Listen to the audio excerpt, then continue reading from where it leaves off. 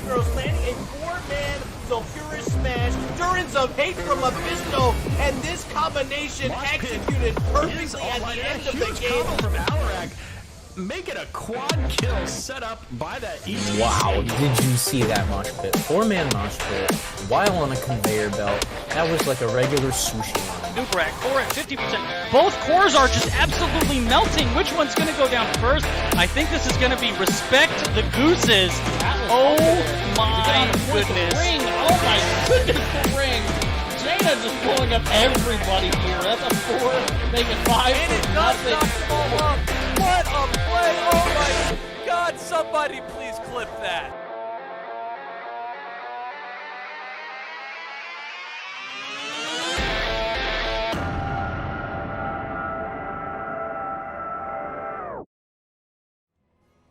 Ladies and gentlemen, welcome back to twitch.tv/murderrg for yet another Nexus Gaming Series Season 9 playoff match. Tonight, we're in Division B East. It's the semifinals, a number 6 seeded Roomba Rotations versus number 7 seeded Vision.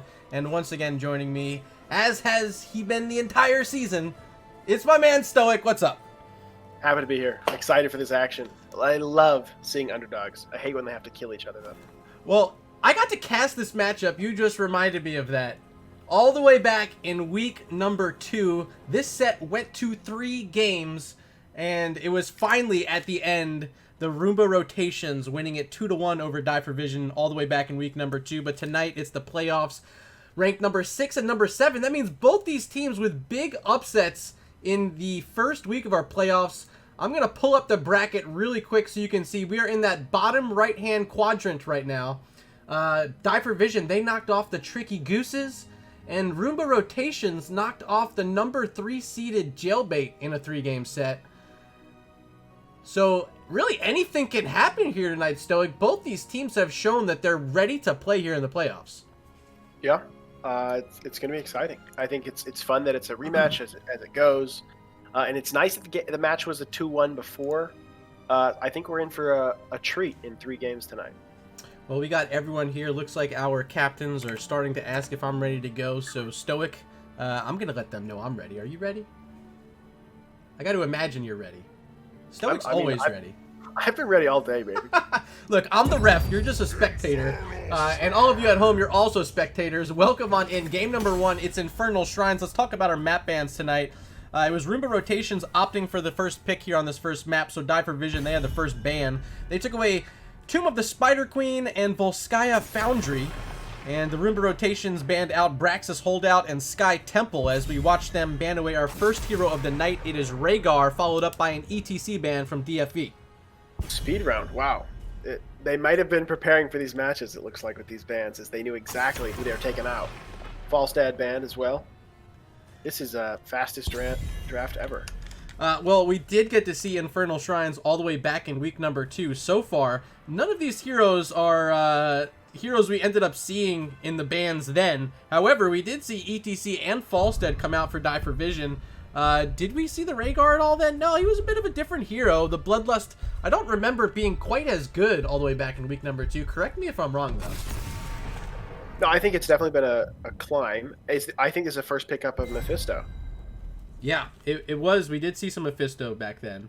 Who else? It was just some Kael'thas. Even an Arthas came out for Vision back in week number 2.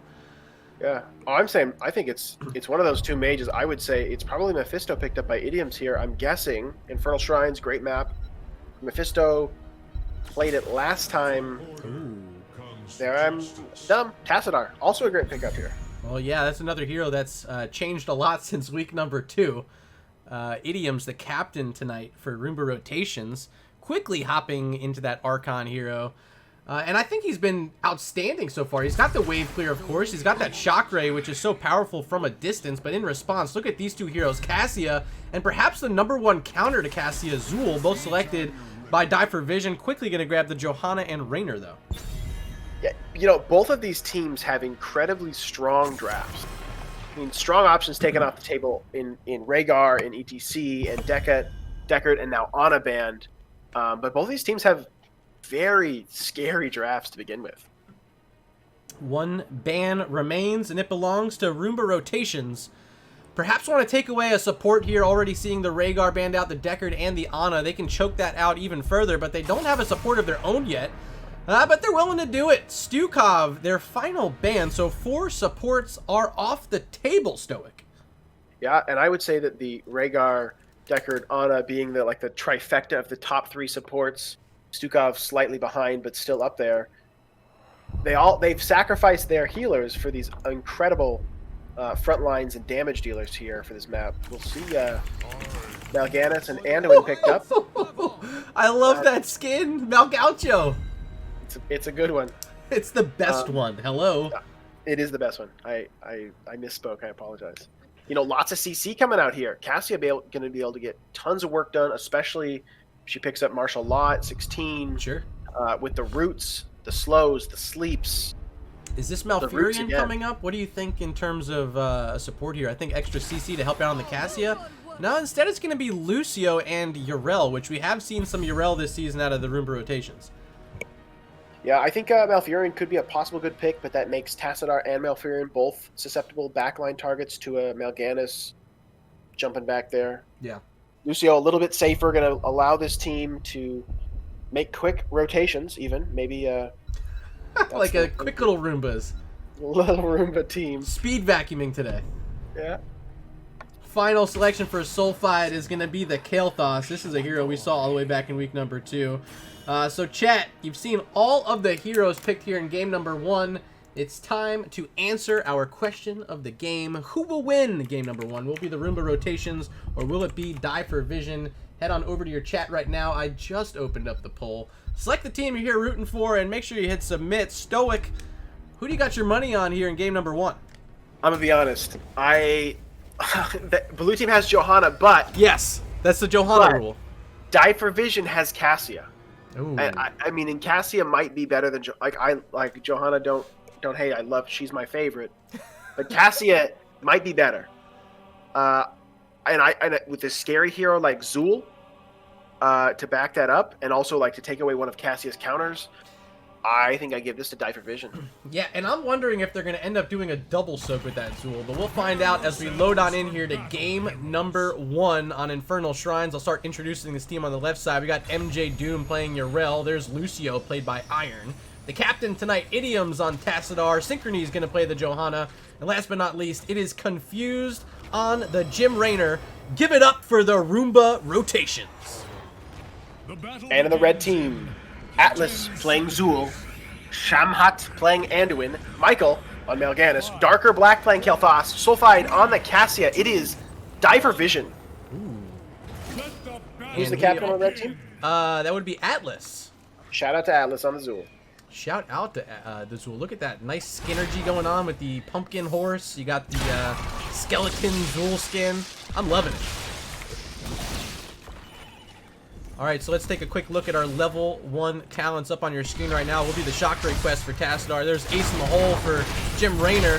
I'm not going to opt for the Exterminator here on Infernal Shrines, as Michael's going to take a few shots from these towers. A bit of damage also coming out on this frontline Yrel, but MJ Doom might be able to get away from this one, and will. Time to start splitting out the lanes as that first wave is down on both sides. Lots of boops there, putting Michael so far back. We have Lucio, Yrel, and Raynor all having that knockback. Michael was halfway across the lane. Speaking of Michael, once again with some health, gonna try to get back in this fight and lead the rotation for Die for Vision as they're gonna start making their move to the first camp of the game. There goes Shamhat and Sulfide. Still nothing started up for Roomba rotations. They're up in the mid lane getting another wave pushed forward onto the wall. No one there in response as of yet, but looks like Kael'thas should make it in time to get those XP globes. And they're gonna have some of these Khazra mercs coming pretty soon, Mr. StoiC. The Khazras, how strong. Synchrony here sees this camp just as it's taken. These two teams pretty even on the wave clear here. Blue team is capping their camp now, but the faster camp clear allows allows Die for Vision, to get this bottom camp. And I'm trying to keep eyes as well on the mini-map, seeing what Zool's up to. Looks like Atlas is just coming back from this mid lane, gonna be back in lane up against Yrel, who's been hanging out here in the top for most of this time. Gonna hop around, but now take one of those bone prisons to the face, and I think over time, yeah, Atlas probably going to do a bit better in soaking, at least the double soak, and you can already tell, look at this, a big bottom lane push with the Mercs coming out for DFV. They're content leaving that Zool in the double soak just as I expected. Yeah, Zool a little light on the mana, but with a tap he'll be fine. Michael here finding a sleep on a Tassadar and a Lucio. Not able to confirm a kill. His Synchrony is disrupting the backline. But Cassie getting so much damage from that Fen. Synchrony dropping very low. Able to walk out. Speed boosted away by the Lucio. But these Khazra Mercs, 2 are still alive here. Yeah, they're getting a lot of damage. A lot of damage, and look at Zool, able to pick up mid. Yarel's going to have to make that rotation down towards mid now, but MJ Doom still hanging out up top, trying to zone Zool off those XP globes, but he ends up getting all of them anyway. Nicely done once again by Atlas. Form rotation coming up to get this Bruiser camp in the top lane to help Zool in his push. They've timed this so that it'll be pushing during the objective, willing to give up a couple of those Shrine minions for this off-lane push. And here goes that first Shrine of the game. Will be an Arcane Punisher in the bottom lane. Quickly started up and grabbing a lot of these Skeletal Defenders already are the Roomba rotations. But here comes Michael trying to lead the way, blocked off by that wall of Tassadar. Making sure no one's able to come in, but finally he's like, I'm going to Night Rush in anyway. Only finding Johanna with that one, though. Yeah, Johanna finds a big condemn there, pulls the whole red team in. Atlas looking very low on mana. Cassia finds the Fen around the wall at Iron. Escapes, does Lucio. Looking for bomb spread here. Confused standing next to a couple of heroes, barely getting away with Jim Raynor. Now going to step back in. The pull, the big leap of faith's going to save Sulfide. Cassie might be able to find a finish, but it's Michael, 250 health. He's the one trying to escape with his own life and will make it away. About even now on the Skeletal Defenders, but in complete control of this Shrine are the Roomba rotations, just 3 away from getting this first Punisher of the game. They will find the first Punisher. Pushing bottom lane is an Arcane Punisher. Ooh, note that top. Oh, Lucio finds kill on Morganis. Yeah, let's take a quick peek in the top lane where that camp has been pushing throughout that entire objective. Finally, the Shaman is down, but they do get the wall and likely 2 towers. There goes the Punisher over the wall, going to be cleared up by Cassia and Anduin. No further response. They really need this Kael'thas to help out, or else they might be looking at losing this bottom wall of their own. I think, yeah, that's definitely going to happen. This other tower is not going to survive. Punisher is still sitting with about 10% health. And Jim Raynor, yeah, he's so good at auto-attacking that one. See you later. Front wall in this bottom lane. Yep. Now an entire level lead here for Roomba rotations. Up 8-7 here. It's more like 3/4. Still, red team's going to opt to take this bottom camp. The neutral Khazra Mercs, once again. No contest as Roomba rotations is grabbing their Khazra Mercs. Well, StoiC, let's quickly recap what happened during our poll while we have a little break here. It's Die for Vision walking away with 83% of chat's vote here in game number 1. And, you know, they got that, excuse me, they didn't get the first blood, but they did make a nice defense there and have been able to steal away these siege camps a couple times in the bottom lane. I think their strategy so far has appeared to be a bit more focused on really centering around this Zool, finding the openings in the bottom lane. I'm surprised they didn't end up pushing in that second camp, though. They kind of forfeited it and able to get this camp at mid. But I'd imagine they're about to head right back down there. It looks like that is the case. Yeah, definitely. Tassadar here a little bit out of position, finds a wall, but he's going to be completely isolated. Looks like he's just going to chalk that one up to an L. Yeah, a bit deep. Didn't have the signal from the squad that Die for Vision was rotating. And that was easy pickings there for Cassie and company. Low health on that turret. It's going to fall quickly. You said top? Yeah, what's going on up here? Oh, I was just going to say that this is probably going to allow the red team to get back to level 10 without having a big fight happening with the talent disadvantage. As I say that, though, nope, Malgan is able to disengage here. Well, still no level 10s for DFV, but Roomba rotations are ready to go. We do see the Archon has been grabbed for Tassadar, the Hyperion for Mr. Raynor, and that'll be Ardent Defender, of course, for Yarel. Pretty standard selections overall, as we're seeing picks now for Die for Vision. Will be the Carrion Swarm. That is the Valkyrie for Cassia, and the Phoenix for Kael'thas. You know what Valkyrie likes? A target that stands still. Tassadar here probably going to be the Valkyrie target for Cassia. So Idiom, speaking of Tassadar, the only one here in defense down in the bottom lane as the Phoenix is dropped by Kael'thas, trying to get some damage onto this well, perhaps even finish off this fort before this next objective spawns, but they're not quite able to get either of those targets down. They're going to back on up and perhaps head on over to their Bruiser camp, which is active. Zul, the only hero nearby right now, but he's not going to start it up himself, trying to continue soaking these waves in the top lane.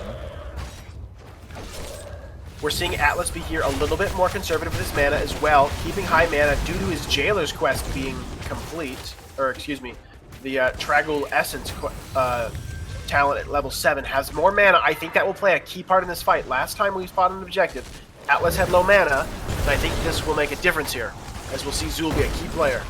Well, we do see that Mana Addict finally completed for Kael'thas as they're going to make this engagement onto Yarel. Not the easiest target to kill because she's holding on to that Ardent Defender, but here comes the Light Bomb. Will stun her out for now. Only one target, though, as Atlas now surrounded. Will throw out that Poison Nova, but it doesn't get too much value. A great barrier from Lucio going to save the day. Now the Carrion Swarm from our Mal'Ganis player will help pick up the kill onto Lucio. Maybe now looking for even more. It's Yarel trapped in and slept. MJ Doom, without the Ardent Defender this time, is going to have to be careful, StoiC. Yeah, I said Zul is going to be impactful, and he does fall, but gets out so much of that poison damage, and with Lucio being gone, blue team's going to be in a tough spot before they can re-engage. Back on the map is Zul trying to run up here on that pumpkin horse we saw earlier. So it will be a 5v4 momentarily with Lucio just now respawning. Here's the Night Rush once again from Mal'Ganis, trying to find some targets on the backside to slow down. Only hitting onto one. It's just that Yarel as we see another wall coming out again. Big swipes with those Fell Claws, gonna stun her once more.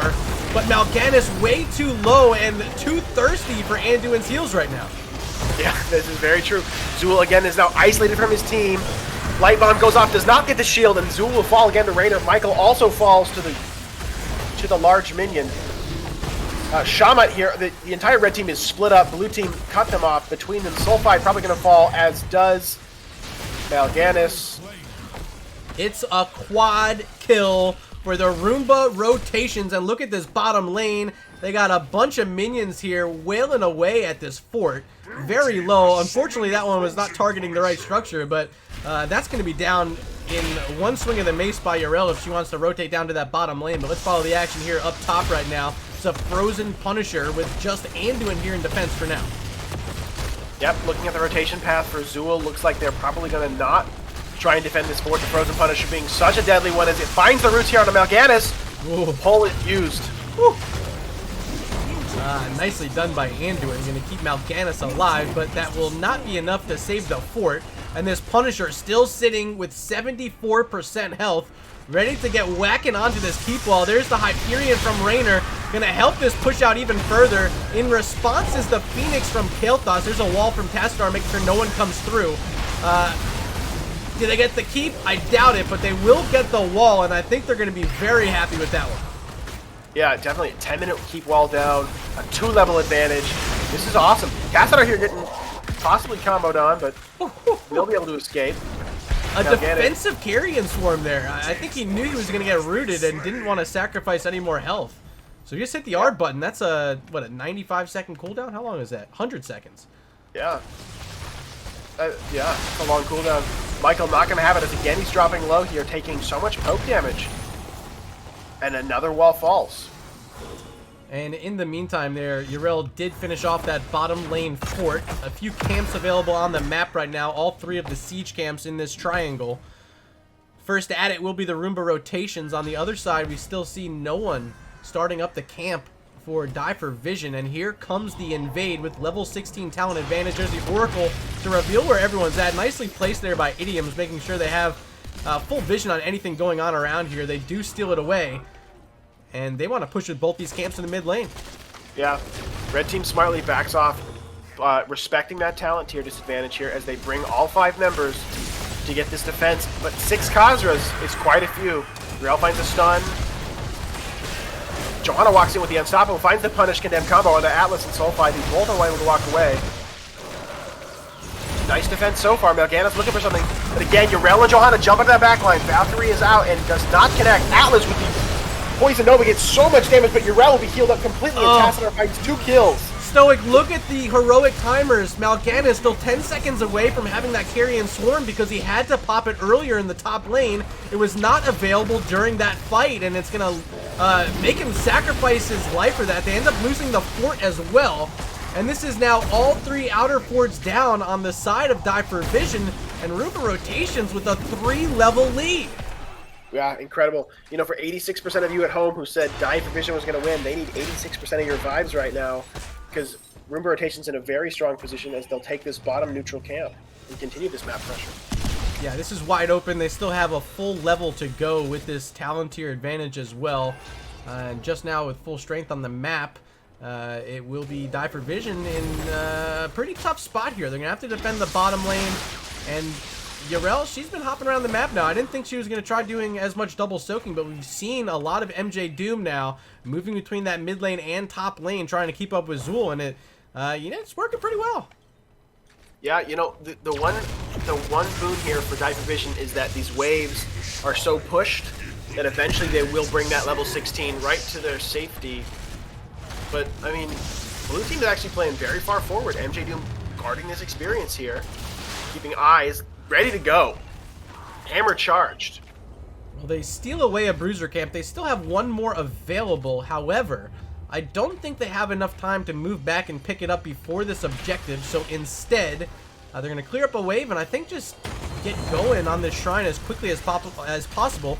Will be a Fire Punisher, whatever they're called. The Molten Punisher. Mortar Punisher?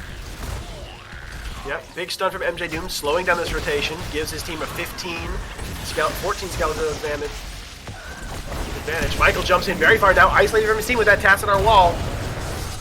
How good is this Lucio? Iron booping back Mal'Ganis every time he comes in with that Night Rush. You know, I'd imagine we end up seeing an interrupt on the Carrion Swarm at one point as well. It's been working out, this Lucio pick. Definitely. There's the Hyperion. This is going to zone everyone from DFV out, but they're going to fight right through it now with that Light Bomb only hitting onto one target. It's Tassadar, their focus, who gets the barrier from Lucio. Also going to take the brunt of that Poison Nova from Zool, but still very healthy. It's Mal'Ganis low, and he was interrupted on the cast of that Carrion Swarm and ends up falling. It's a triple so far. Looking for more with Zool here, and they will get it. A quad kill once again for the Roomba Rotations, now up 12-2 in kills, 6 belonging to Raynor, 5 for the Tassadar. They are on fire, StoiC. Yeah, you know, the disruptive ability here of this Yarel and this Lucio, we're seeing the red team be in a circle surrounded by members of the blue team, which is not a good spot as they're taking so much damage and not able to defend each other. So this keep is 100% gonna fall. The question is, will the game end right now? Level 20 talents have been secured, and the vacuum cleaners are ready to close out game number 1. Can they get the job done, StoiC? I think so. It's a 4-level advantage here. Die for Vision's going to put up that heroic defense with all 5 members alive. Damage going out. Atlas looking to zone them away. Valkyrie comes down and grabs Synchrony. Will fall. Johanna falls. This could be the beginning of a comeback, but it looks like maybe not, as this Mortar Punisher will just be doing too much damage to the core. It falls. GG, game number 1 going to be handed over to the number 6-seeded Roomba Rotations. Yeah, strong game number 1. You know, it was they only gave up 3 deaths. Excellent work there on Roomba Rotations. Yeah, I think anytime you see low deaths like that, you have to think about crediting the healing, and I think the Lucio pick, I maybe was a bit questioning of it myself in the draft, but after seeing the way he was able to manhandle that frontline Mal'Ganis, keep him back, you know, really help deal with the Zool's Poison Nova as well with that barrier, I thought Iron maybe walks away as a Game 1 MVP, but you can't discount the rest of the team as well. Confused 6-0 on that Raynor, and Idioms 5-1 on Tassadar, leading in siege and hero damage. Really well done overall from the whole squad. Yeah, I think there's also something to be said. Noticing that the healing numbers between Lucio and Anduin are relatively equal, only 500 apart.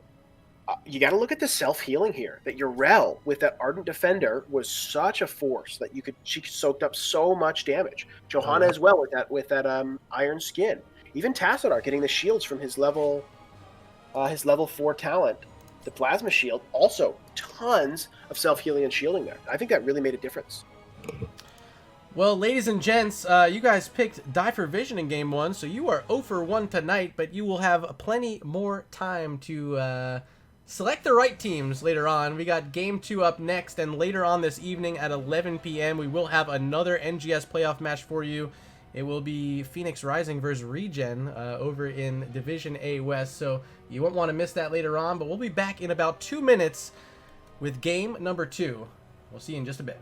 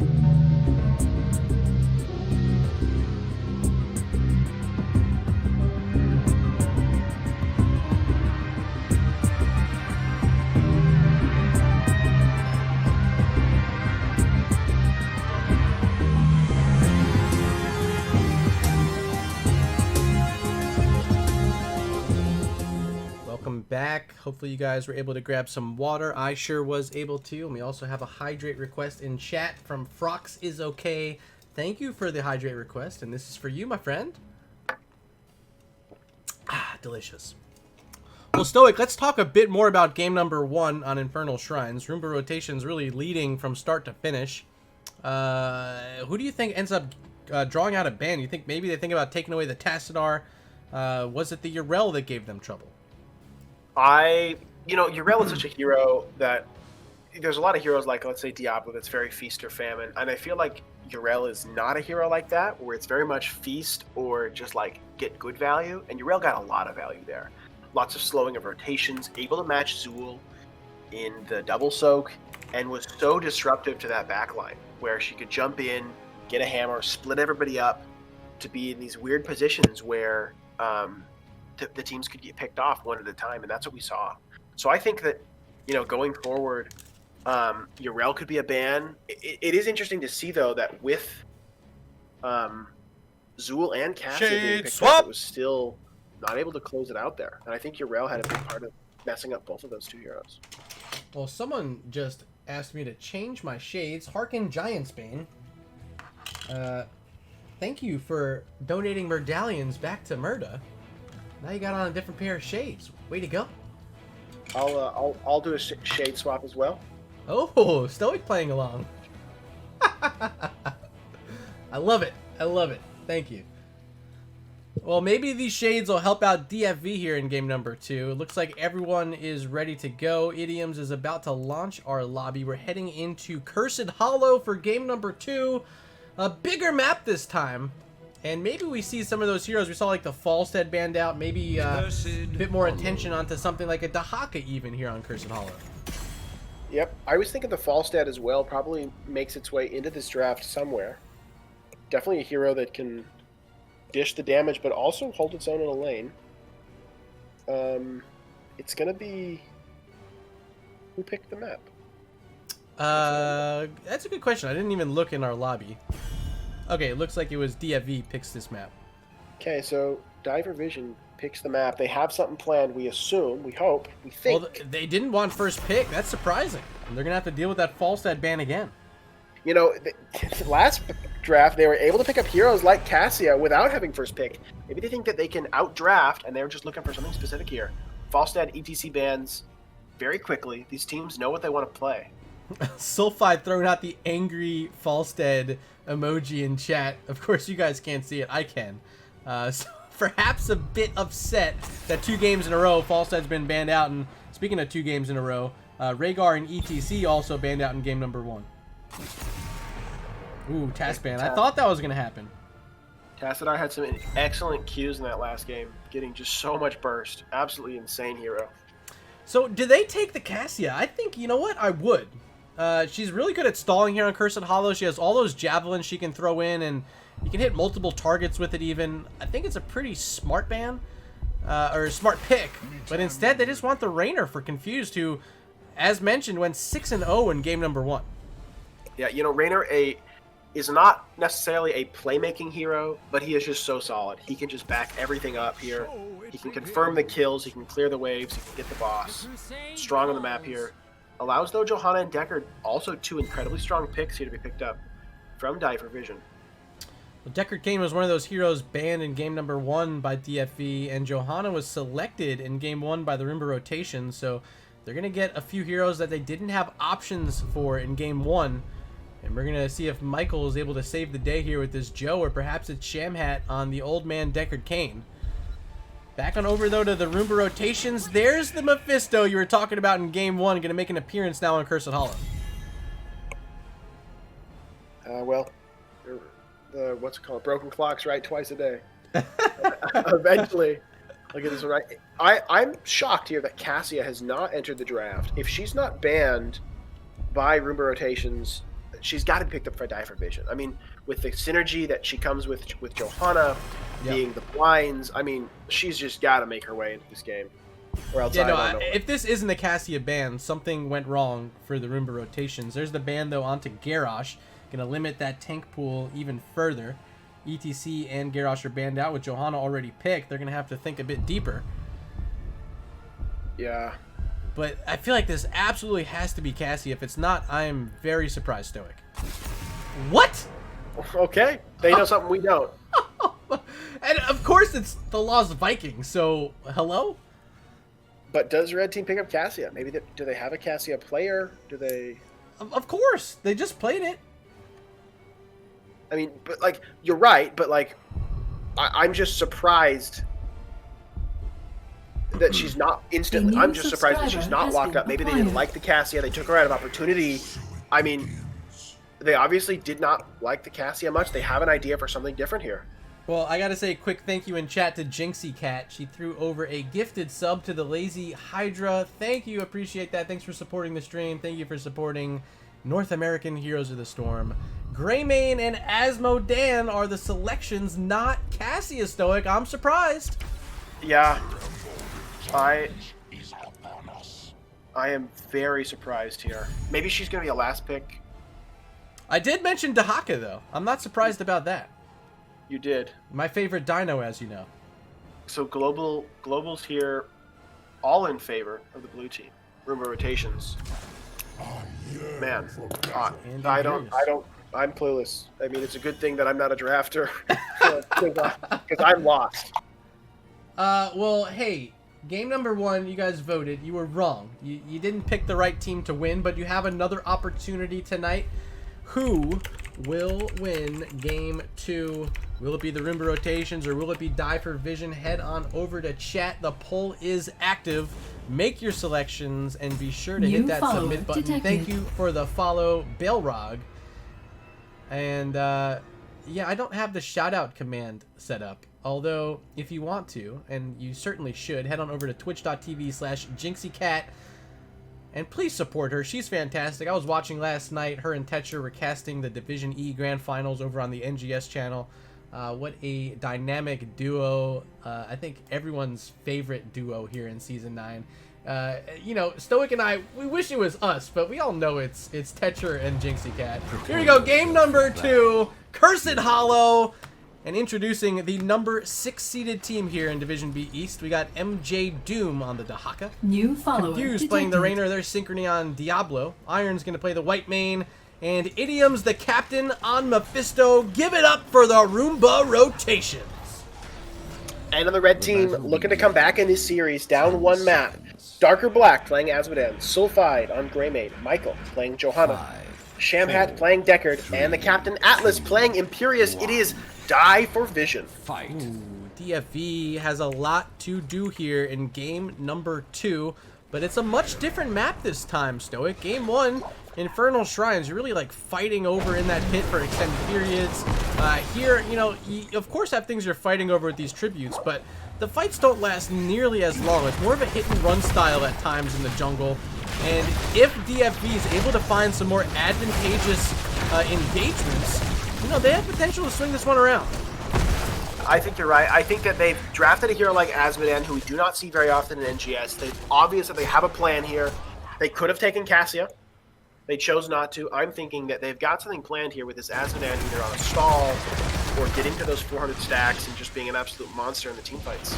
Well, speaking of monsters, we got Diablo here in game number 2 for Synchrony, and speaking of all these choke points here on Cursed Hollow, Diablo is such a fantastic pick because no matter where you are, there's always a wall nearby that Diablo is ready to charge into.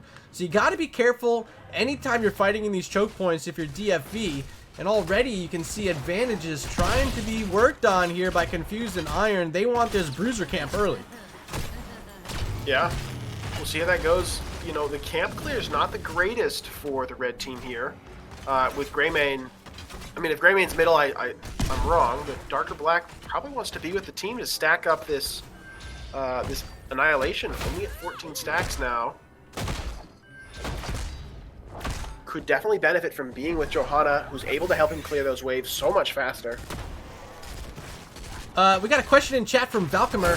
Shamhat isn't the captain anymore. Well, you know, perhaps she is, and perhaps we're misspeaking, but tonight for the coin toss, or I guess map selection process, no coin toss here in the playoffs, it was Atlas, the representative, showing up for Die for Vision. So correct us if we're wrong. Hey, we're just casters. We're not, like, historians or anything, right?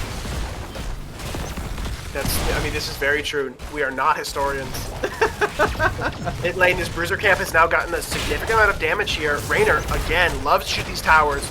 Top tower is going to probably fall here to a couple more auto attacks. Nope, Johanna's able to blind Rainer, push him back. He wants it, though. He's coming back in for a little bit more. Uses that Inspire to get those extra 2 auto attacks. Now the red team has their Siege Camp, or their Bruiser Camp, excuse me, pushing the middle. First Tribute will be bottom. Expect to see an early rotation here from Atlas as MJ Doom being Dahaka can global dig his way down. Well, dude, listen, this is a mistake by the Roomba rotations. Maybe their first big mistake of the night. They sent no one over to the Siege Camp on a bottom side tribute for the first one. That's prime pickings, especially early here on Cursed Hollow. You need that Siege Camp pushing in the top lane during this bottom tribute, and now they're just going to fully sacrifice the trib. Mistakes were made, in my opinion.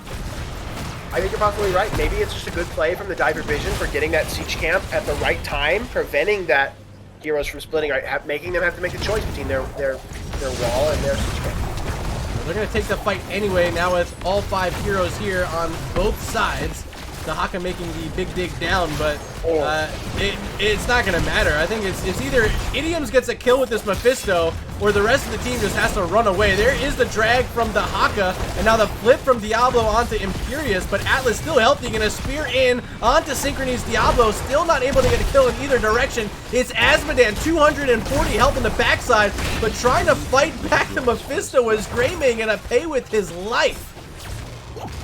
Yeah, you know what? Look at this blue team. They're all significantly low, but without the Greymane being there to finish off those kills, Azmodan is good at chunking, but his damage only comes out once every 10 seconds here. Not able to get that closing damage. StoiC, imagine they had the Siege Camp pushing during that 2-minute battle over the tribute. I mean, Yeah. we're talking about a wall down in the top instead. Minimal damage is done right now. Yeah, you know what? Let's chalk that up to a diver vision. Well played on their timing of their bruiser cam. They have the opportunity now. Rainer's going to work on it here. Getting to work here as another bottom tribute will spawn. Yeah, this is a very quick summon on tribute number 2. So Confuse and Iron have to be very quick to get this one down. Just 15 seconds till that trib is active. Rainer just now able to complete it as they're going to make the rotation down. Can the Roomba rotations do what they did on the first one? No, look. Oh, they're rotating top. They get the kill, and the B-steps coming out from Idioms. Showing no respect here on Cursed Hollow. Yeah, it looks like maybe they're going to give this tribute, and with Azadea down, look to get a wall up top. Yeah, they have no stall with just the Haka down here, so MJ Doom presumably just going to forfeit that one over, and indeed that is what happens. Now they have the Siege Giants on the wall, and they are making quick work of it. Just Imperius and Johanna with the rotation. Here comes Deckard Cain as well. Will be 4v3 for now as Asmodan just now getting back to the lane. We got a nice little skirmish happening. Yeah, a little 4v4 in the top here. Level 10s are very close here for the blue team, so if this fight does not end quickly, this could turn. Blue team opting to back, looking to try and probably pick up that level 4 or that level 10. Ooh, Atlas with a huge spear here on the Diablo and Idioms. And the root from Deckard King going to keep Synchrony locked in for a while. There's the cleanse from Whitemane as the big globes of annihilation raining from the sky from Asmodan, trying to finish off anyone he can, but still no kills in the game for DFE, and now level 10s for the Roomba rotations. It's Imperius trying to escape, but look at MJ Doom digging in, finding the drag with the Haka, and that'll be the third of the game for the Roomba rotations. Yeah, now in a commanding position with level 10 to take this top forward, excuse me. Greymane, though, finds a counter for it, the first structure of the game to fall in the bottom lane. Ooh, big globes. Azadeh here is getting lots of value on those Qs. Yeah, I want to flash down there and show you guys. Greymane was just able to finish this fort off as all that action was happening up top, which means now level 10s for both sides. There goes Whitemane trying to channel it, and she will be able to get it. Now they're just trying to get away. They don't have heroics. Just the adaptation available for the Haka. Speak of a random pick there. Going for the adaptation. You think a bit of a risk instead of the isolation, StoiC. Yeah, definitely. I was surprised to see that. The only heroic up, though, Haka's obviously looking to survive for a very long time in one of these fights. You know, lots of ults used in that previous fight. You know, the APOC Durance of Hate combo thwarted by Johanna's Unstoppable. But it's not going to matter because all their abilities will be back up by the time this next tribute spawns. Yeah, I'm surprised he didn't go with the Hero Stalker at 4. Instead, it is one who collects. So if he's not in lane, the Haka is going to be running low on essence. So perhaps the adaptation allows him more opportunity to survive in some of those engagements. You know, if he doesn't time it with that Cursed Bullet, does it matter anyway? Probably not. And maybe they think that the ton will be enough of that CC in a fight to kill a single target. Fight begins, Synchrony a little bit low. Durance of Hate onto 2, the APOC combo is there. Huge stuns, but both sides are dropping solo. Diablo the first to fall, Souls will bring it right back. Rainer also goes to the Greymane. Iron dropping very low. Imperius finds a huge spear, and Asmodan an enormous Q. Looks like things are swinging in the other direction. This is the best fight of the night for Diver Vision. They pick up 3 kills. They reset stacks on Diablo. They get themselves their second tribute, and now they're working on stealing away the boss from the Roomba rotations. That worked out really well for them, and you got to remember, Greymane was already able to finish off that bottom lane fort, so this is going to be pushing right onto a keep wall, and we see no one from the Roomba rotations paying any notice of this right now. A free boss steal from Diver Vision. Yeah, wow. You know what? It's a good thing that this tribute is bottom lane. Otherwise, this would be a top boss as well. The choice is simple. Diver Vision has a choice. Are they going to go to try and get double boss and give a curse? I don't think that is what they are thinking about doing, but it would be a possibility. Well, they want their 13s, and I think they're going to show up. Johanna was just checking the top boss, making sure no one was there stealing it. Now going to make the long rotation down as Shamhat in that last fight, able to hit that huge sleep onto multiple targets. That Stay a While and Listen really helped set up the triple. Gonna set up with some potions and make sure they're ready to go and grab this curse. Boss still on the map, but here they come. Mephisto gonna interrupt first, but can they get two? I don't think so, because his front line looking too good. There's Endurance of Hate. Locking in a couple of targets, but it doesn't matter yet. It's just Michael low, but Johanna able to get some healing back and looking just fine now. Yeah, Whiteman getting a lot of value here, but the health bars definitely in favor of Diver Vision here, as Greymane though falls with a quick kill from Dahaka. Idiom's dropped low, Confused is also solo. Diablo, the entire blue team is very weak. Atlas looks for a Q, gets on the other side of Synchrony. Diablo falls as Imperius finds two. MJ Doom also in a tough spot as Asmodan finishes him off. And now with a curse here going in the bottom lane and 3 heroes dead, this could be a key. They did lose that Greymane early, one of their better siegers in this comp. Of course, they have this Asmodan who went with the Demonic Invasion. It's on cooldown right now. Was using that last fight, helping them get some extra value while they're fighting over that tribute. But if they had it right now, you got to imagine this keep would be down. It could be a little bit harder as heroes are starting to respawn now. Dahaka back on the map. Do they finish this off? Catapult is throwing some stones. Endurance of Hate goes out and does not connect. It will be taken out at the last possible second there. Some potions left on the ground. Johanna, as she runs away, Idiom's looking to get that value from the Lightning Nova, not able to slow them down. Michael and Shamek disappear. Imperius pushing down this top lane now already. Greymane looking at the boss. He's going to start it. Oh, I just heard a loud Greymane noise in my right earphone. It's SoulFi working on the boss by himself. Gonna need to get Imperius over here to help out. But Atlas was trying to work on that top lane fort wall. Yeah, they're fine, but they don't have 16s yet. So will there be a counter invade here? It looks like it. Diablo and the whole team nearby, and they don't see him anywhere in lane. They gotta know they're here. And yeah, they definitely find him. They're gonna end up leashing that boss back into the pit. And perhaps just wait until they have their level 16s.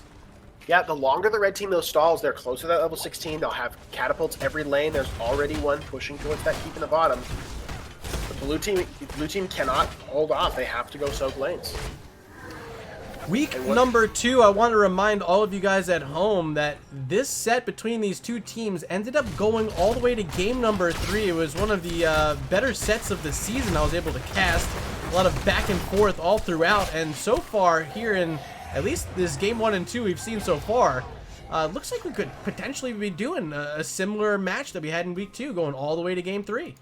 I think you're right. Diver Vision in a commanding place here. They have twice the buildings of their opponents. They're going to grab this second boss to walk down top and help them secure maybe another fort. They need to be careful about tributes because they are at curse point, but with an advantage. I think they'll be able to hold these off. Yeah, I mean, this should at least get them this first tribute because the defense is going to have to come out. Tribute should be announced any second now. And with this keep already under pressure, it's likely, or excuse me, fort under pressure, it's likely going to fall here. Sending this boss down towards the keep in the top lane, that's going to be pretty far away for the Roomba rotations to make any attempt at a tribute if it's spawning anytime soon. Asmodan there with that final Q, getting at the halfway point to that 400 here. Completing his level 1 quest Breed.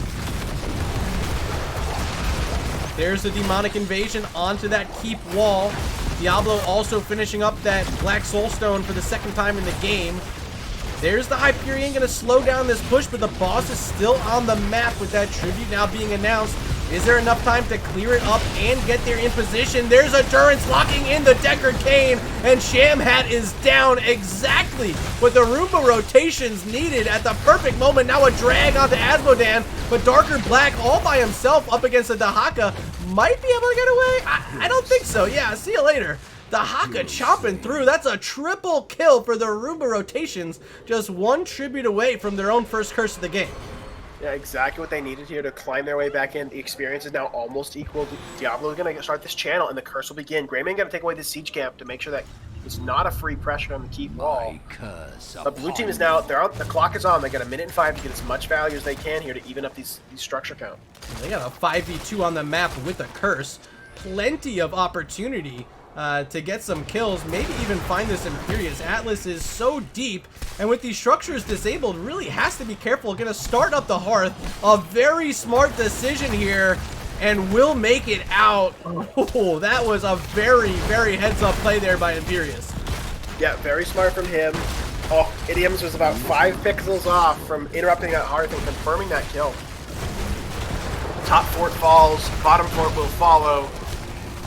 30 seconds left on this curse. Blue team needs to decide if they want to even up and take out the last fort, or they want to look to knock this bottom keep wall. Looks like they're going to set up to take their own boss. Oh yeah, oh yeah, they want this boss. Absolutely.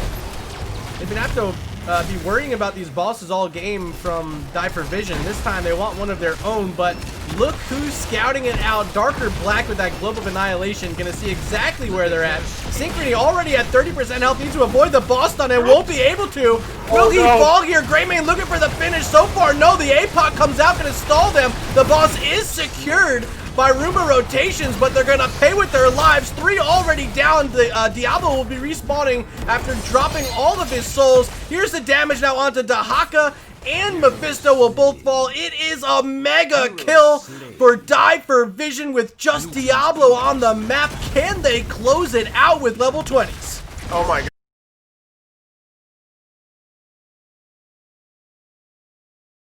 Blue screen right at the end there. We saw the end. I think you guys might have missed the final moments. StoiC, do you want to recap what happened there at the end? I think they might have seen the fight but missed the core rush.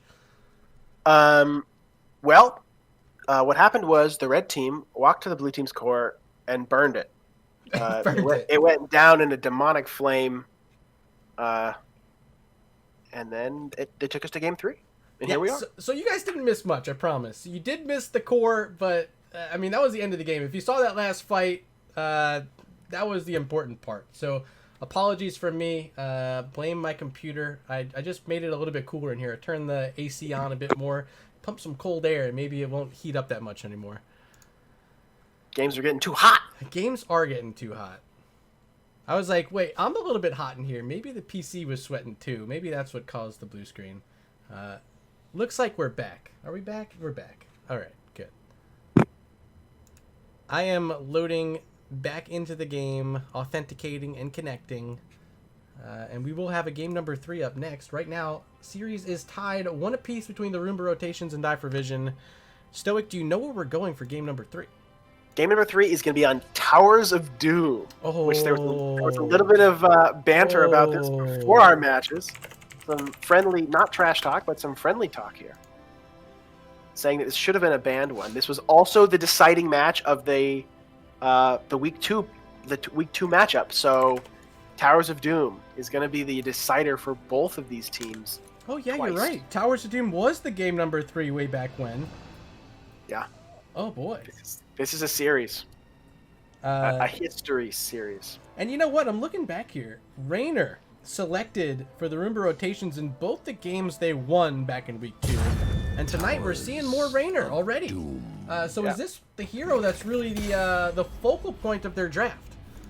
I think Confused likes it, and I think Raynor is just like, he doesn't get banned, but he does lots of damage, and he just is a great hero to help set up the team. A they third sure know what straight they want to ban on the Falstead, though.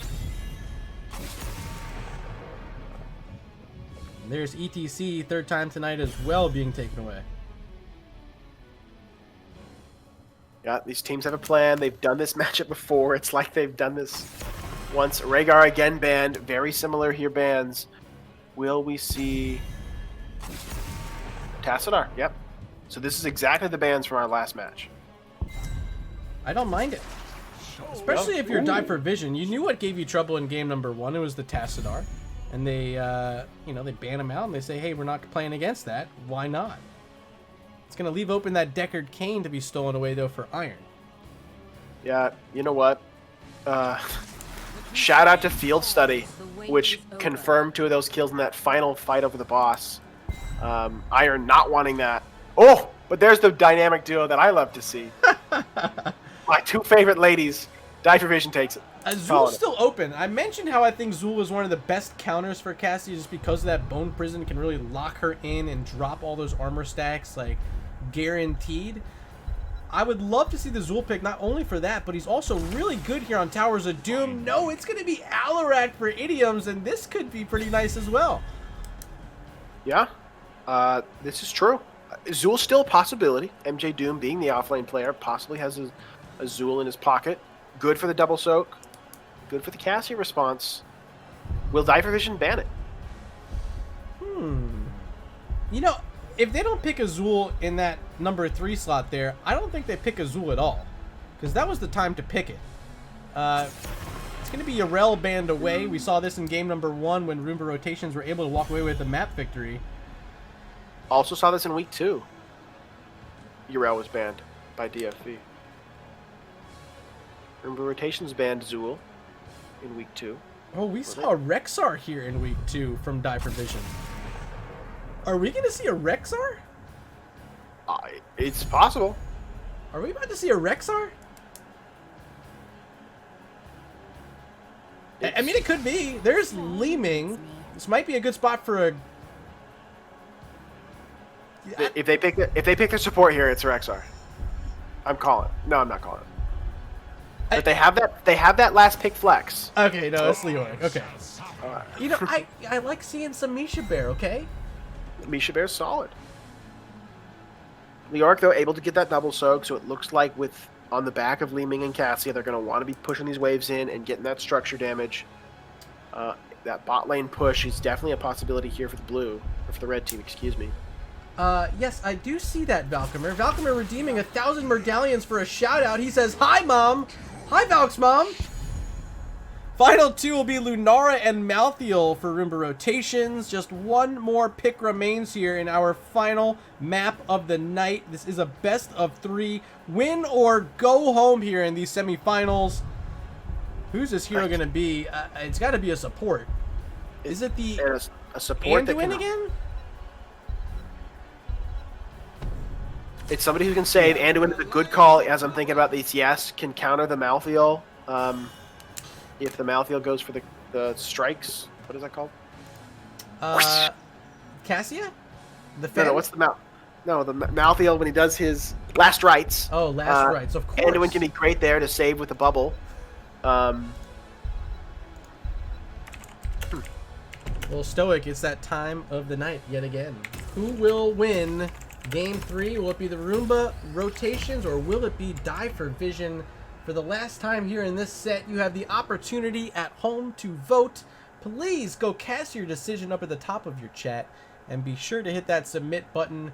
I didn't see who ended up winning the poll in Game 2 because of the boost screen. I'm not going to lie. So if you guys want to be honest and help me remember, or inform me at least, did you guys pick Divervision again? If so, you guys are 1-1. You're also heading into a tiebreaker here. Will you make the decision correctly in Game 3? Let's find out as we load on in to Towers of Doom and introducing the number 6 team on the left-hand side. We got Iron playing Deckard Cain. There's Confused on Lunara. Synchrony going to play the Garrosh. Idiom's the captain on Alarak. And MJ Doom playing the Malthiel. Give it up for the Roomba rotations.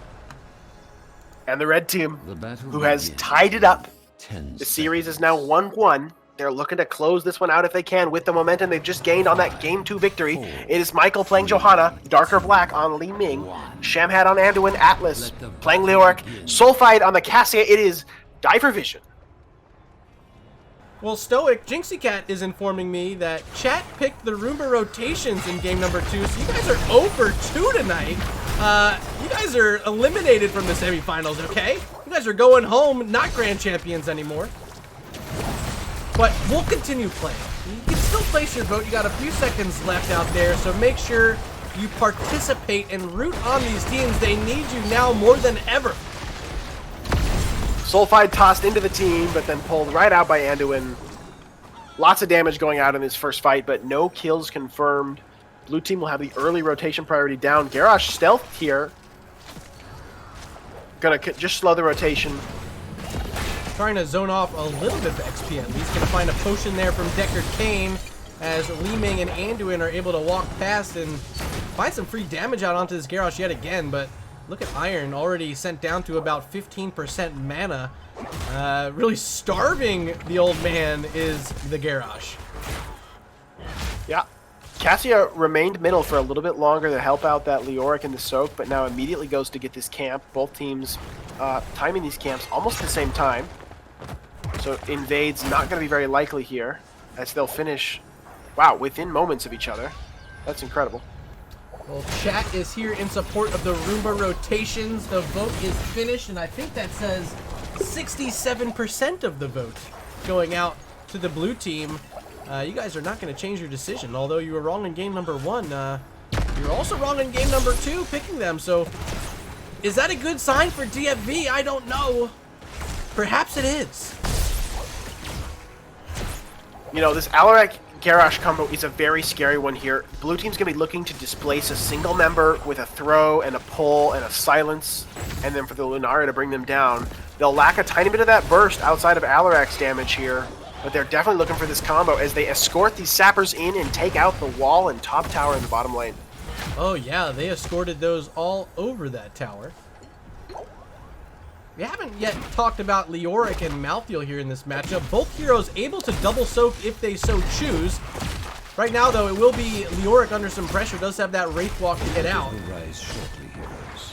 Be ready. But it is on a pale horse for Malthael, which is signaling to me they want to keep MJ Doom doing that rotation all throughout, as the toss is going to land there onto Cassia. She's just fine, but now stunned and pulled back by Alarak, but pulled the other direction by Anduin. Good leap of faith, saving the day once again by Shamhat.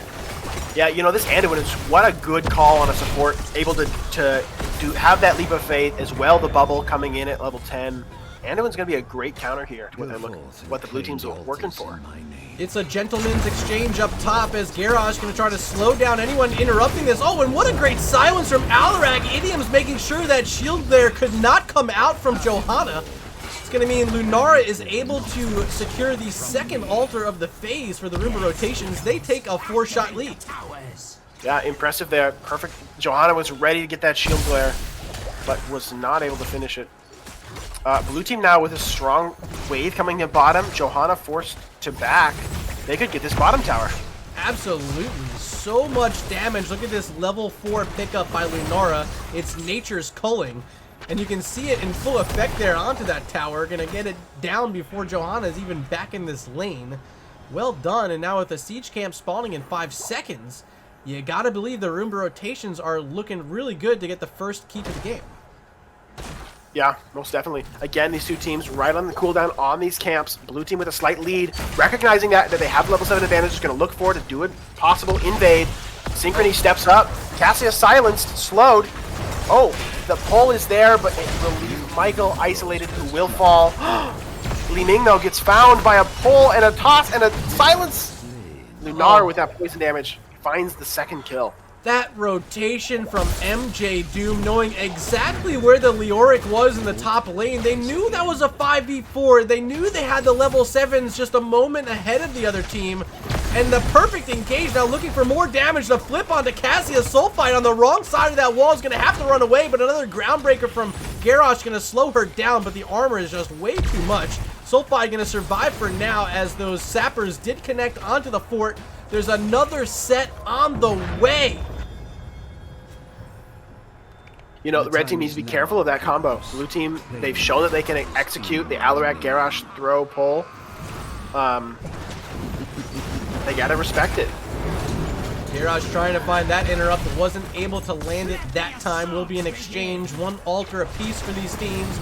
Still just 4 shots ahead are the Roomba rotations, with more sappers in this lane. Trying to pull back this Cassia yet again. There's a toss from Garrosh. Sulfide still able to run away with 30 armor stacks and plenty of potions on the retreat back towards the fort, and will end up surviving. Now throwing forward one of those sappers. What happened? It like stopped for a second there. Yeah, that, you know, crafty play there from Synchrony, but a little bit of a bug. Looks like actually does not turn in their favor, but that's not a bug, as Sulfide is pulled to safety by Anduin. You got baited so hard, StoiC. Well, so did their team. Everyone got baited, okay? Anduin playing so well with this leap of faith. Second time tonight able to save the day on Cassia. At least in this game. But Shamhat's been a pro all throughout the set, really keeping this team on their feet and keeping them alive in the set, alive in the playoffs, and alive in this Season 9. Yep. As we see, these two teams are now getting stealth. But you know what? As soon as the red team decides they want to go somewhere, this bottom fort becomes in so much danger.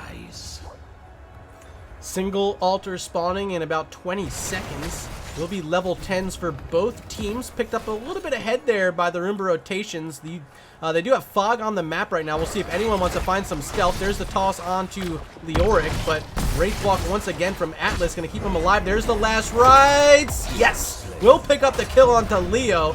20 seconds till he respawns. A 5v4 advantage for the Roomba rotations.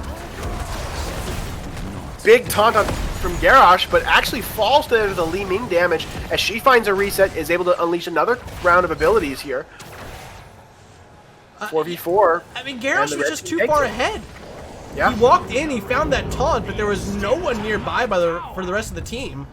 And Roomba rotations now without their tank for 7 seconds are going to end up seeing their siege camp sappers be stolen away, and there's nothing they can do about it. Yeah. Of note here, it's not the Holy Word Salvation, it is Light Bomb from Anduin. Yeah, we saw this in game number 1, I believe. Ooh, good use of Lornado to slow down those sappers. 2 though. Oh, 1 will connect. Although we did see the Light Bomb in game 1, it was played by... No, yeah, you're right. It was Die for Vision with the Anduin in game 1. I'm confusing myself, StoiC. The blue screen, blue screened my memory as well, apparently. Well, we're glad you're back into it now. Garrosh again stepping very far up to look for that taunt. Not able to find it. Oh, Leoric pulled in from the top, and Johanna following up. Lunar with the jump, and the second leaping strike. Leoric dropping so low. Oh, the last rights falls into Johanna. Cassia finds the counter kill with that surge of light. I mean, 2 frontliners dead, but Li Ming does not care. Look at her go off. Here's the fend from Cassia trying to finish off another.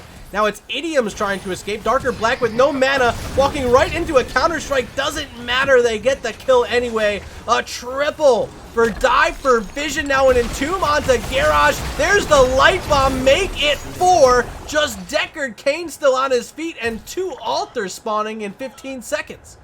What are they fighting for? What are they fighting for? No. Why was there a fight there? Was it just like a opportunity that just kind of went long? I don't know. Well, now they got level 13 advantage.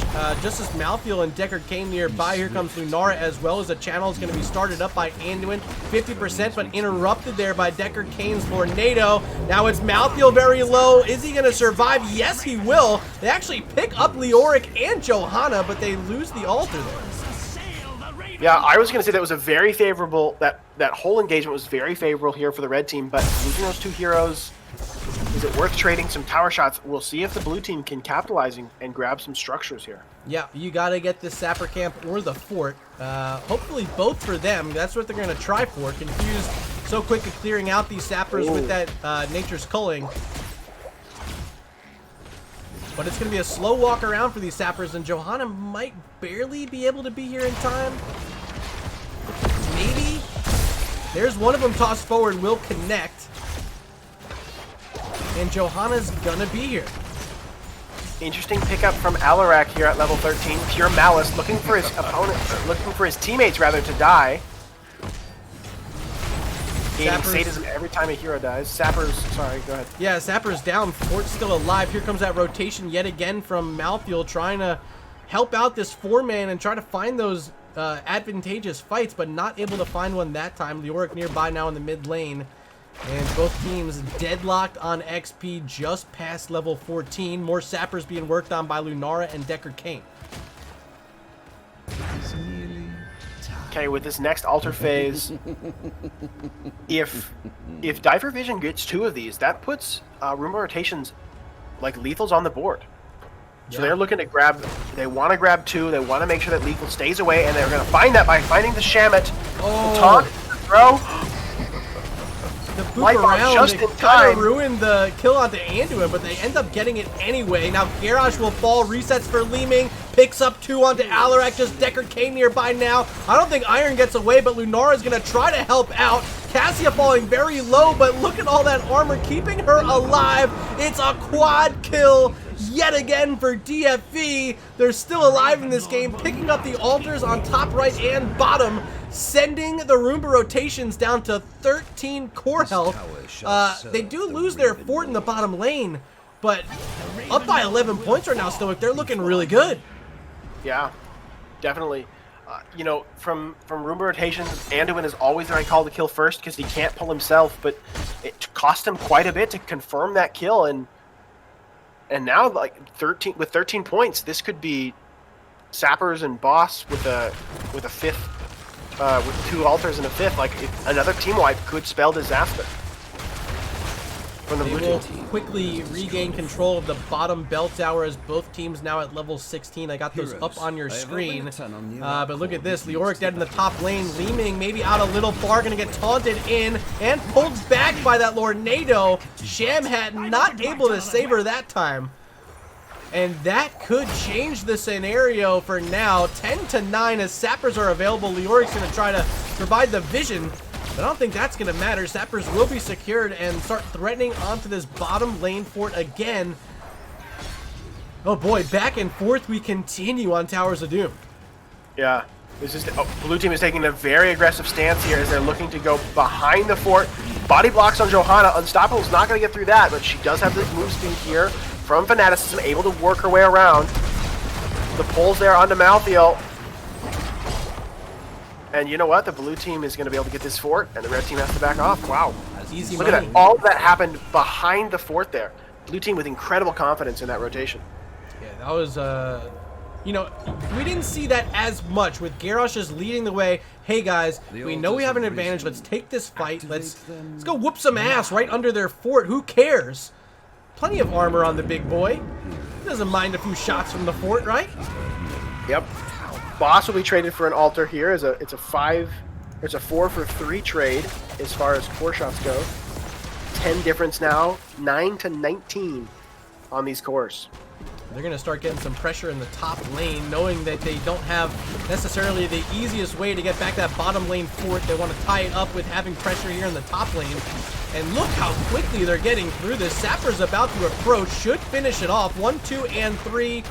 And that fort with 1 shot remaining will go down. Mid lane, however, look at this. Another attempt for a fort coming out from the Roomba rotations. Might get themselves caught out, but Garrosh with a nice toss can try to hold him back for now. There's the Lornado trying to push it back even further.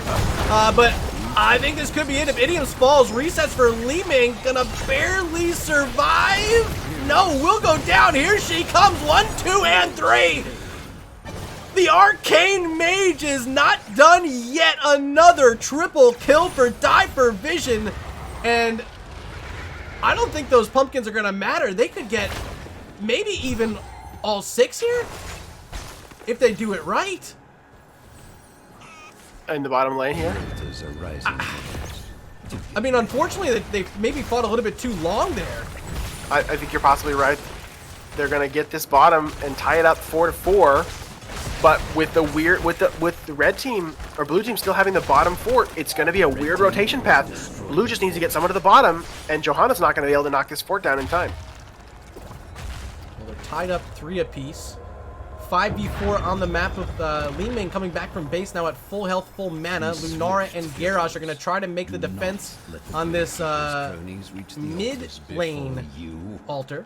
No one yet channeling down in the bottom as Leoric's going to start at the channel here at mid. Here comes 2 heroes through the portal, make it 3. 5v5, but actually maybe more numbers here around this focal point for the Roomba rotations. There's the last rites on Johanna. She does survive. Look at the altar being channeled by Deckard Cain. It's secured, and still no one has channeled this bottom altar. Oh boy. Yeah. Now with the structure advantage here, red team has that level 20s. They want to aggress quickly. They're willing to give up this shot on the core. It's going to tie these up 9-9. But if they're not able to confirm some kills in the next couple of moments here, all that early game advantage is going to be lost. I mean, man, they could have sent them down to like 4 or 5 health there. And they end up giving away both altars. You know, that does feel bad. But they're going to see heroes in the top lane. It's going to give them opportunity to, for the first time in the game, grab the enemy bottom lane fort, which, as you all know at home, is the most important one to have. Yep, sappers are coming through here. Can they get the keep down before the sappers go? Yes, there's a possibility of these 3 sappers going in with 3 more coming. All the heroics online except for that disintegrate 3 seconds away for Leeming. Here's the Lornado and the Entomb actually at the same time. It's the Silence Entomb, buried alive, gonna be tossed away by Garrosh, and it's Garrosh who ends up paying with his life. Now Li Ming still going, more disintegrates coming out onto Alarak's face. Can they push these sappers across the line? There's a big chastise onto Malthael, and some of them do cross, now sending them down to 5 health, and with 2 heroes dead. Oh boy, StoiC. Yeah. Double altar phase, and those heroes won't be alive. No, this is gonna be. This is a. They only it's need gonna one. Yeah, it's gonna be a 3v3 to hold and 1 to channel. They're keeping. Oh, but Atlas in a little bit of a dangerous position here by himself. Anduin cannot get the pull. Oh boy. Oh man. Oh no. Anything's possible now. Anything's possible. They know they have to play defensively here. Malthael's going to step in, try to throw out that shroud and get on top of Li Ming. Can he get there in time? There's the last rites. No, the light bomb on his face going to send him to his death. Resets once again for Li Ming. Counter-strike well timed by Alarak, or was it?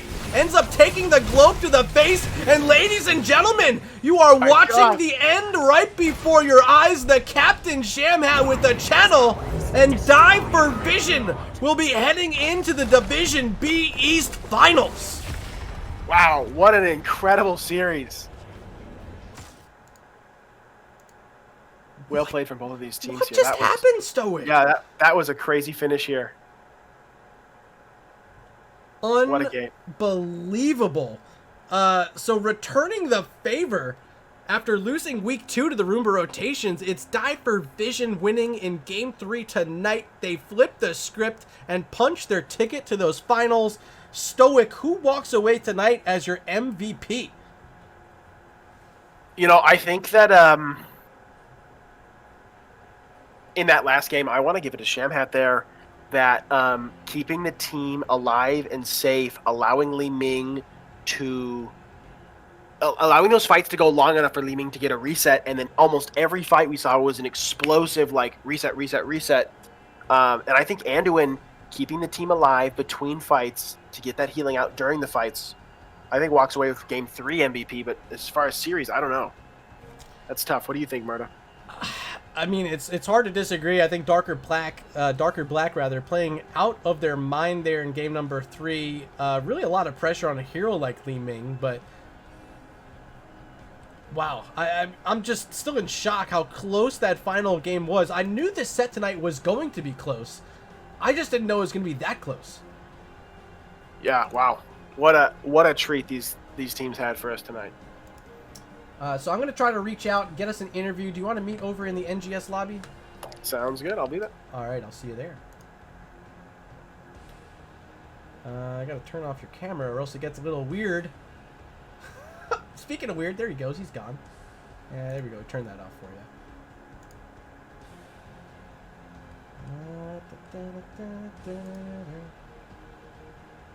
Okay, we'll see who wants to join us.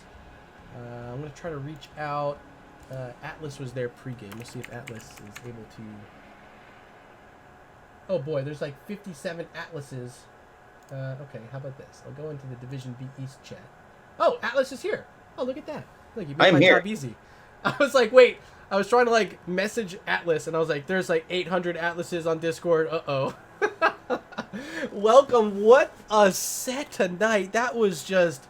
I mean, you guys are down 1-0. First off, let's talk about that. How does the team respond after game 1 to get back in the headspace needed to make that reverse sweep happen? Honestly, we never, even though we've been stomped out quite a bit this season at different times, but we never actually in that first game felt like we were out of it, even though we didn't feel like we could really kill anyone. And we were losing every objective by, I don't know, maybe like 2 or 3. Yeah. Guardians or whatever. So we overall as a team, we were just like, okay, well, we felt like we matched up pretty well with them, so we'll just go to game 2 and play better than we did. We do have a question from chat from Valcomer. Says, what presents are you buying for Shamhat? Game 2 and 3 amazingness. You know what? It was really, I don't know if we're buying any presents, but she's feeling a little under the weather, so that the fact that she came in not feeling that well and put on a show was real solid. Definitely appreciate that. It's like some Michael Jordan quality play there from her tonight. You know what? We made that exact kind of reference too. Did you? She's gonna have Michael Jordan flu. Yeah, exactly. I don't know if you saw the ESPN documentary series, but there's a whole episode about that. And Michael Jordan, quite the athlete. That game was quite impressive. I think in a similar situation tonight for Shamhat, maybe just as impressive. Yeah, I think so. And we love Deckard too, so we felt amazing with the Deckard in game 2. Well, I want to talk about the Anduin play because multiple times tonight we saw her playing the hero and able to save multiple heroes in multiple different situations from what really could have spiraled the game out of control for you guys. Conscious pick, I'm sure, there in game number 3, up against the Garrosh, up against that Alarak. But you want to talk just a bit more, anything you want to pat her on the back and say wow, that was just some great play tonight? Well, let's see. Unfortunately, I missed most of it because I'm just offlane soaking, so I can only see so much. I know I had called for a grip or two a couple of times, and she pulled me back. But I remember hearing over comms quite a few times about her grips and about her saves on people, so must have been pretty good, I think. It was flashy.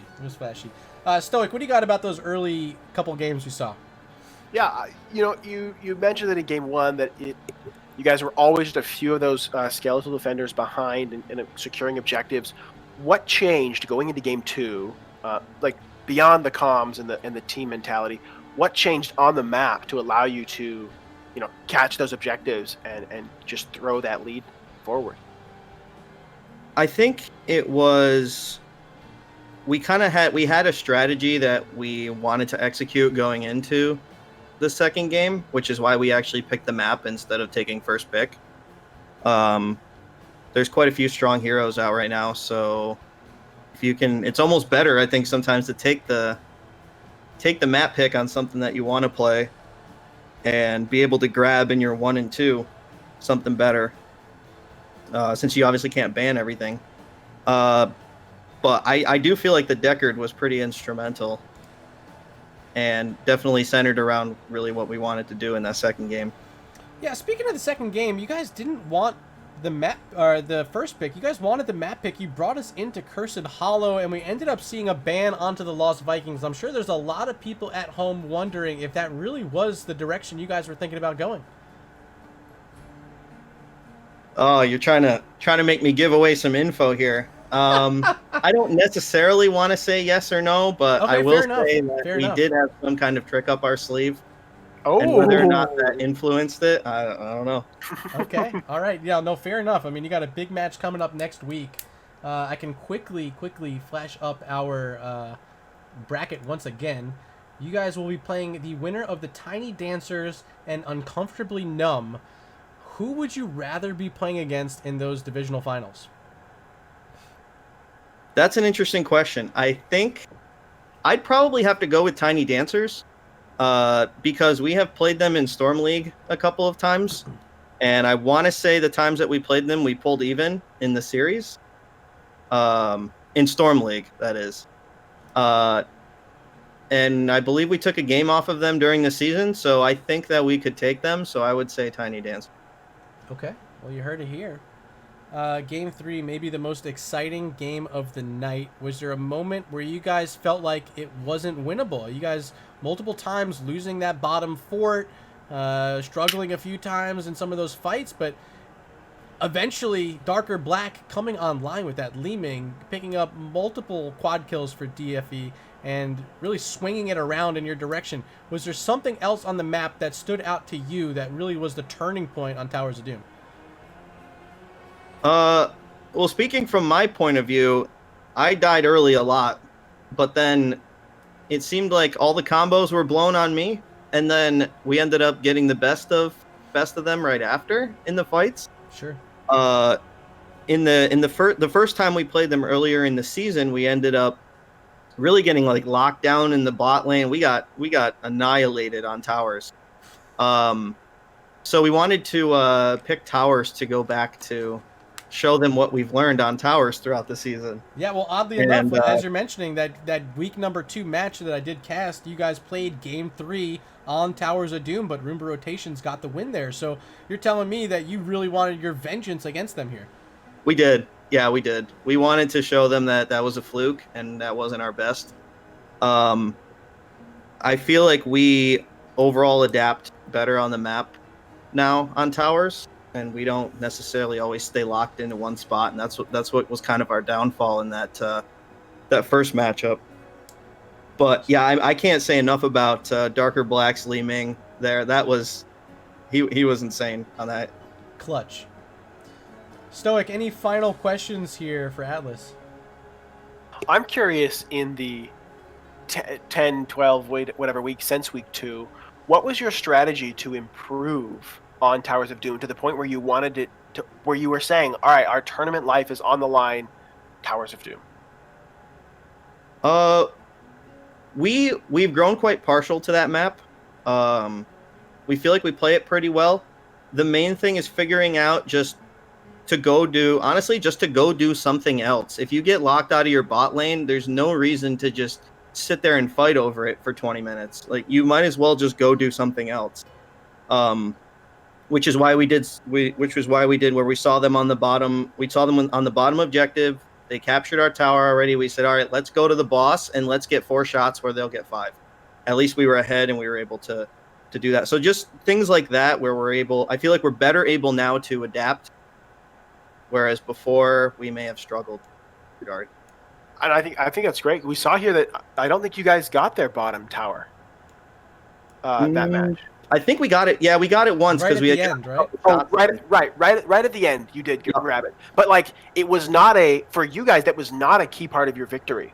I mean, it did throw the last shot that you needed, but throughout the game they had the bottom tower control. But ultimately, you guys came out with the core still alive, and so I thought that was a great job not getting locked in there. I mean, excellent. Well, very well done. Yeah, I think that was the defining thing from our previous matchup that helped us come through with that. Still very close, though, at the end. We were all kind of shaking in our boots. Yeah. Well, Atlas, any closing thoughts before we head out? And then I want to also give you some time for some shout-outs. The floor is yours, my friend. Yes, I did. So I did hear at first that there was some talk about our logo being my face.